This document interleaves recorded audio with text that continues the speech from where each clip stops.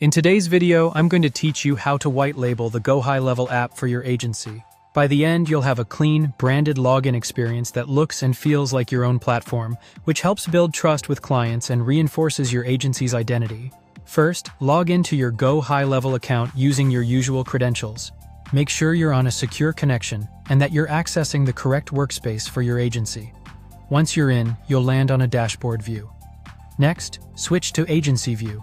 This is important because white labeling is managed at the agency level, not inside an individual client location. If you usually work inside a specific sub-account, look for the option to toggle into the agency-level view so you can access the right settings for your brand. From there, go to Settings.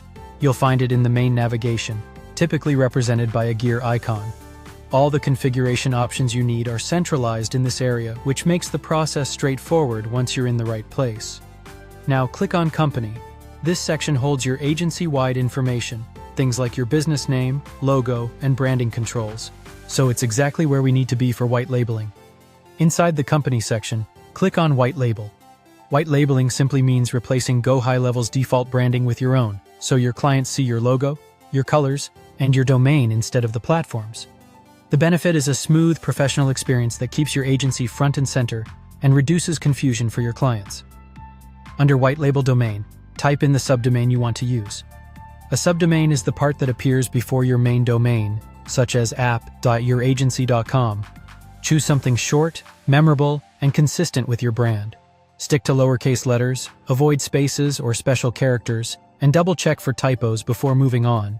This is the URL your team and clients will use to log in, so it's worth getting right. When you're ready, click on Add Domain. The system will validate what you entered and prepare it for use. If anything looks off, you'll be prompted to correct it, so take a moment to review the details. Finally, click on Continue. The setup process can take a little while, so be patient and let it finish. Keep the tab open while it processes, and once it completes, your branded domain will be active.